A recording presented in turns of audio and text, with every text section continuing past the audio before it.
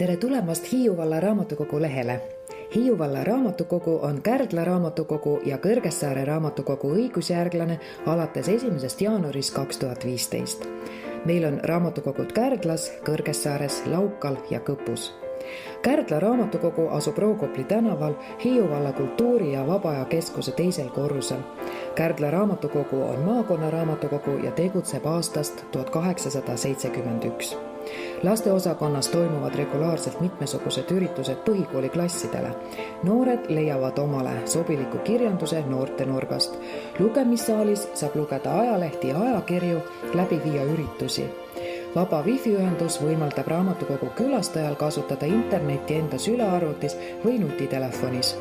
Avalikest arvutitest saab teostada e-teenuseid ja kasutada mujal asuvaid andmebaase. Kõrgessaare raamatukogu asub Kõrgessaare alevikus vanas valitsejamajas koos noortekeskusega. Raamatukogu kasutada on 3 ruumi ja osa fuajeest. Raamatukogu vahvaks traditsiooniks on teha väljapanekuid asjadest, mida elanikud koguvad või ise on teinud. Suur rõhk on kodulool ja käsitöö. Kasutada saab avalikku arvutit, teostada e-teenuseid, saadaval on vaba wifi-ühendus. Lauka raamatukogu asub Lauka põhikoolis ja jagab ruume kooli raamatukoguga. Koostöös kooliga viib raamatukogu hoidja läbi noortele suunatud kirjandusüritusi ja huviringe. Kõpu raamatukogu asub Kärdla ühisgümnaasiumi Kõpu õppekoha raamatukogu ruumides.